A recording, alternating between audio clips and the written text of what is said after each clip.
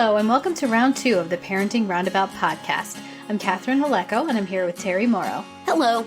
Usually on this podcast, we talk about parenting issues, but once a week, Terry and I like to get together to discuss TV, movies, books, and other entertainment topics, because it's nice to talk about something other than parenting for a change. Yes. This week, since we had finished up our previous TV watches, we started some new ones. Yay.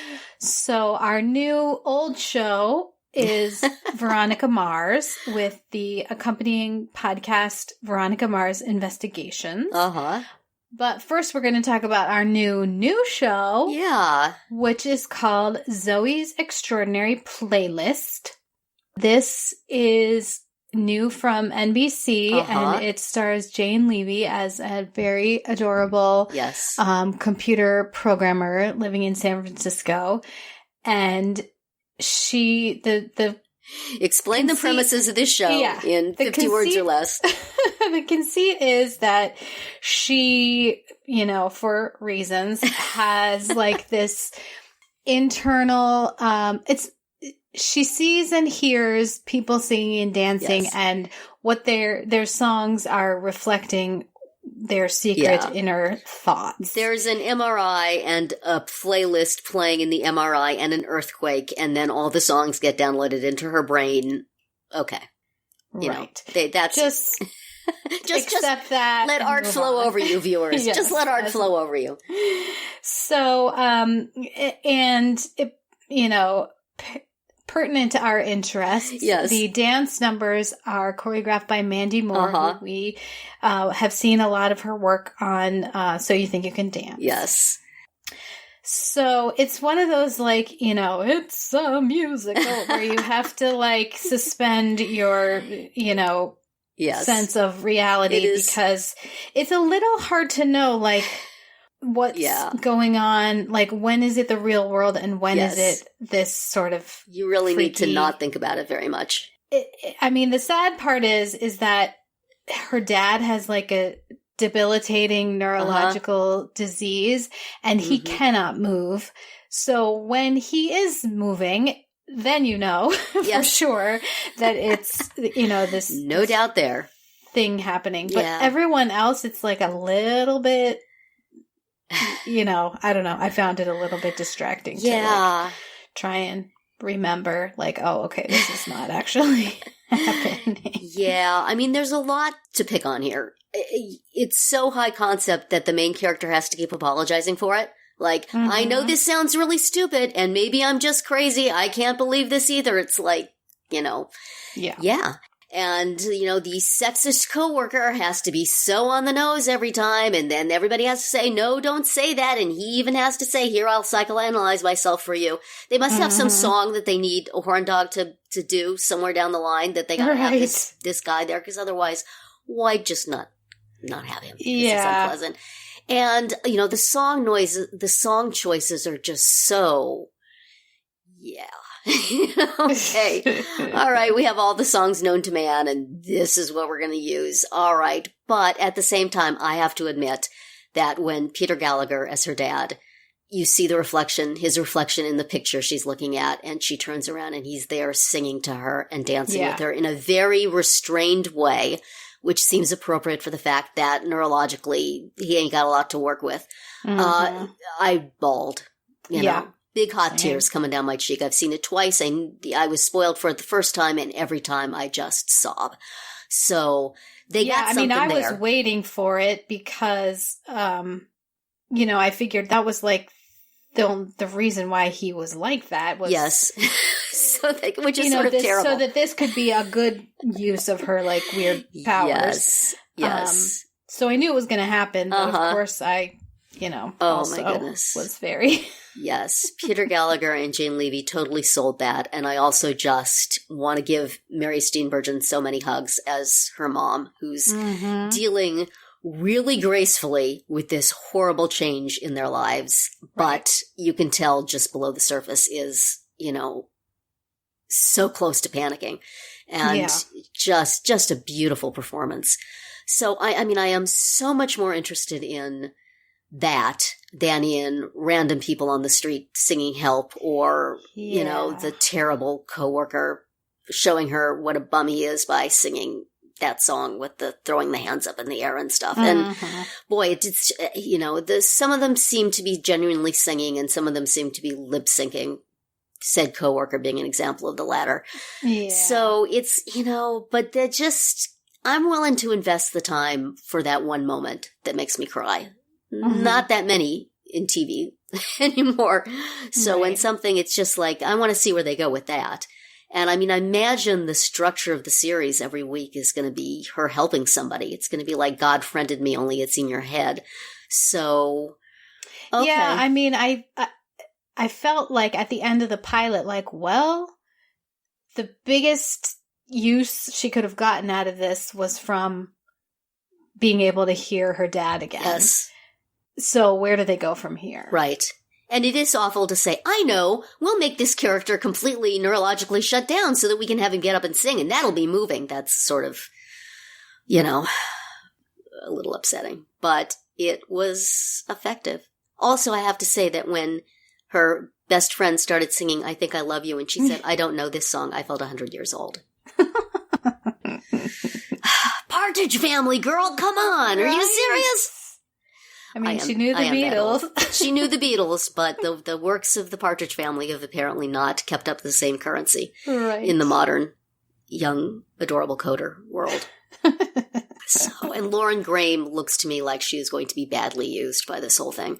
And, I just want to tell her to call her agent because there's got to be something better, babe. Yeah, she plays the boss. Yes. Jane Levy's boss. Yeah. So with all those reservations, it's still singing and dancing on my television, which is kind of fun. Very, very La La Land-like singing and dancing on my television, which Mandy Moore did choreograph, and this seems to be very much in that vein. I will say I have not seen that movie, but I have seen several of the musical numbers from it on YouTube. And there's the big opening scene that gets talked about where there's a traffic jam on the freeway and people just start getting out of their cars and dancing around.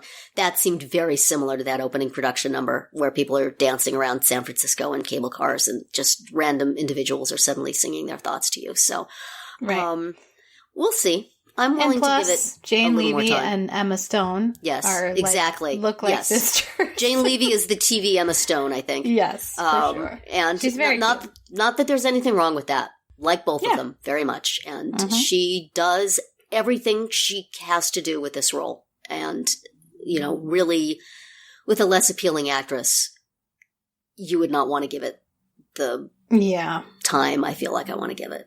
Right. But I do feel a little bad for her. That is her job many, many times in this hour-long pilot to apologize for the premise.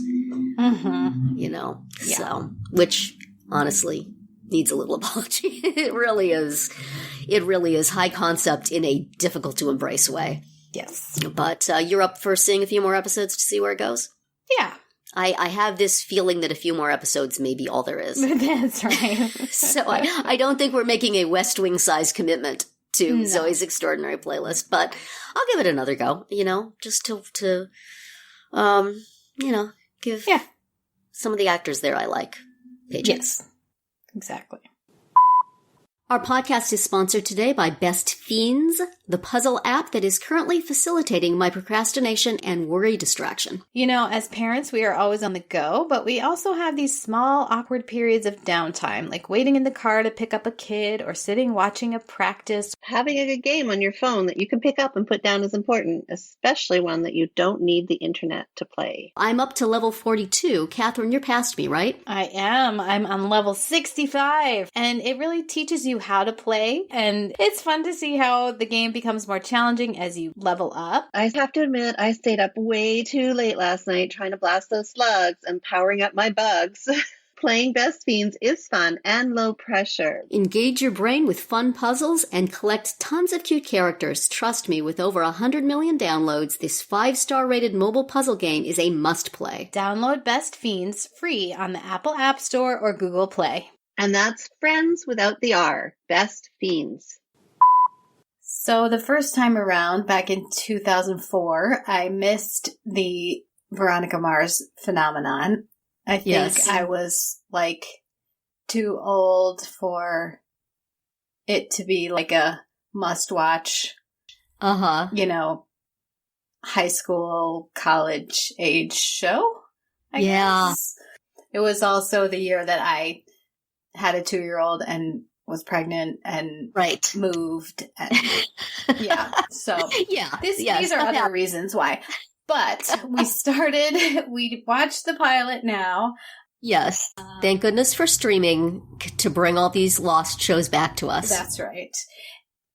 And also we did this because there is an accompanying podcast, as there is now with pretty much anything you might want to watch. And we're also watching this one to soften our Kristen Bell withdrawal after the end of The Good Place.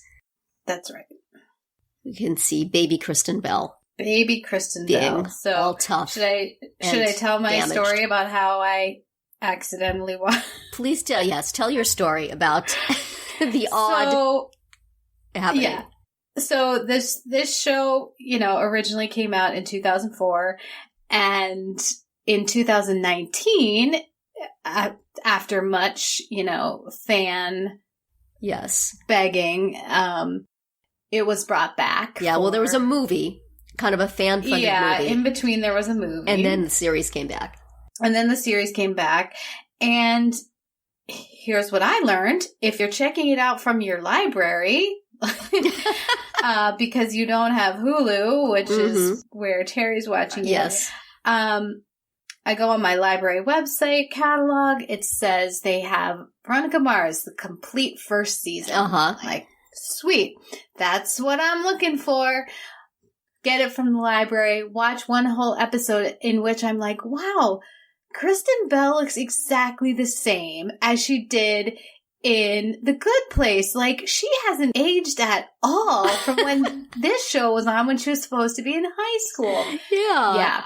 And funny thing about that, I determined that, she looked the same because the show was filmed in 2019 and the library just calls the complete first season for both the 2004 and the 2019 versions. That is not truth in advertising. It's really not. So, eventually I did acquire the actual right one and watched it. Yeah, slightly spoiled for what happens 15 years later, but okay. Yeah, there is one particular character that you're like, whoa, this is... Yeah. Something's gone down. I think I know has changed who that character is. And when I read things about the new season, I kind of get whiplash from it. So, especially from this first episode, which, ew. But, eventually I acquired the correct version and watched it. And, it's pretty dark. But there's some great performances and relationships. First of all, between Veronica and her father, who's played by Enrico Colantoni. And they make a big deal about this on the podcast as well, about how he's like the best dad ever. Despite, his actions causing her to be completely ostracized and abused by everybody at her high school. Except for that. Yeah, but his actions, I'm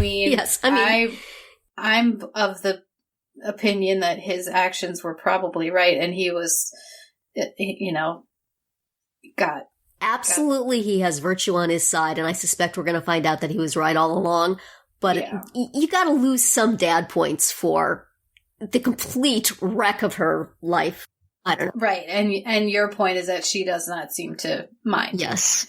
She's not holding it against him at all, even though she's a 17-year-old girl. Yeah. Yes, and, did anybody notice what was happening to her high school life when all this was going on? I guess they had enough on their minds, but, Mom and Dad Mars could have maybe...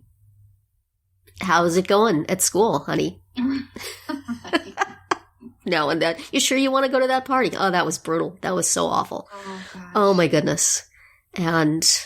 Yeah, she goes to a party and she gets roofied, and turns out about like you would think it would turn out, especially because the sheriff in town is corrupt and horrible. Yes, and just a disgusting human being. It's in this particular episode of this particular series, the race for most disgusting human being has a lot of contestants. It does. And if you're leading the pack, man, you got to look at your life. Yeah, exactly. Yeah, there's some bad dudes. There are indeed. And there's basically no women in Veronica's life now that I think about it. Right. Given that her mother is gone and her best friend has been killed, she really has absolutely no female. I do think there is a female friend coming. I know Tina Majorino is in this. She was not in this episode, but I see her on IMDb. Okay. Because she was, I think my husband and I may have watched the movie. And I know she was in that, and it was somebody from the original series. So I think female friendship is coming, but I don't know because I haven't seen any of this original series at all. But feel like she could use somebody. Yes, absolutely. I mean, I enjoy her toughness and her refusal to, at least in the present day, in the flashback, she's not that tough. Right. She is toughened. But right, by circumstance. Yes, but her current iteration, while I can feel concern on a motherly level for her mental health, I kind of get a kick out of watching her work. Yeah, oh, for sure. I agree. It's like, you should not have to be doing any of this stuff, baby, but no, you go. And the kind of burgeoning friendship with Wallace after she is the only person who will cut him down from the flagpole, which, as they mentioned, and we've been listening to we are going to be, and did listen to the podcast, Veronica Mars investigations about this, and they pointed out that the logistics of somebody being duct taped naked to a flagpole and then being cut down have concerns that were not addressed by the TV show. But yes. And also their point that the people who did it are like a biker gang of bad guys. So is this really how they would Seems kind of 50s for a tough contemporary biker gang, or 2000 biker gang. Mm-hmm. I don't think that would have been their particular punishment, but okay. Right. That's just the kind of wacky hijinks motorcycle gang folk get up in to in Neptune. Let's get some duct tape. Youch. So, I mean, I'm interested, even though it is quite dark, I'm definitely interested to keep going. I think we're going to do that. I was also very happy that my husband watched it with me and said he wants to watch more. So, if this is something we can watch together, the likelihood of me getting it watched promptly for our podcast goes way up. Yeah. So, sure. I was happy that he was interested in it. And, boy, talk about the backstory. Between the flashbacks in this thing were kind of constant and completely heartbreaking. And at the end, they got to the end, and I was just assuming we were going to get to the end of this mystery, and then, the credits come up, and I'm like, oh man, this is going to be like the whole season is going to be getting to the end of this mystery. They just gave us all of the backstory in one episode. It's not a case of the week situation. It's here's... I guess there's going to be that too, right? Yeah. There's going to be a thing of the week, I'm sure. And then this ongoing. But it's like they give you so much for this, the murder of her friend, and then there's no resolution to that whatsoever. Right. And it's clear there will not be for a while. So, I feel like, Zoey and Zoey's Extraordinary Playlist laying in that MRI, getting her brain all filled with stuff. That's kind of a little bit what the first episode of Veronica Mars is like. Here you go. Flashback. Right. Download this, please. Yeah, it was, as pilots go, very stocked with backstory and plot. Whoa. So. It was loaded, yeah. Mm-hmm. So, but, relatively gracefully so. Probably majorly due to young Kristen Bell's rocking at acting. Mm-hmm. She had to play so many different versions of Veronica and moods and, experiences and stuff. And, she did good. Yeah. As we know. So, we shall watch more of this. We shall listen to more of the podcast, even though I felt it was somewhat lightweight. Mm-hmm. Yeah, there was a lot of talking about the clothes. Yes. It was just sort of like two people chatting about the show with no particular knowledge of it, like, us. So, We already do that. But, you know, it's always interesting listening to other people's. I did think it was interesting that she said that Helen Zaltzman said that the British version she watched had a completely different opening scene than the version her co-host watched on Hulu. Did you have that opening scene on your DVD? No. It started with the flag. Which I think is fine, because it's a nice, sunny, multicolored vision of Neptune as kind of a horrible place. Right. So, oh boy. Oh boy, let's tune in for more. Is this like the neighboring town to the place in John from Cincinnati? It really does have some of that vibe. It does very much. It's like, you know... seedy beach town. If you ever dreamed of living by the beach, now you won't. Exactly. So next week, we'll talk about the next episode of Zoey's Extraordinary Playlist, which will air on Sunday, February 16th. And we'll also do the second episode of Veronica Mars. It's called Credit Where Credit's Due. And that'll be it for our round 2 today. Please subscribe to our Parenting Roundabout podcast so you won't miss any of our episodes. We have something new for you every weekday. As always, you can find recaps, links, and an opportunity to comment on our website at parentingroundabout.com. Bye, Terry. Bye, Catherine. Goodbye, everyone.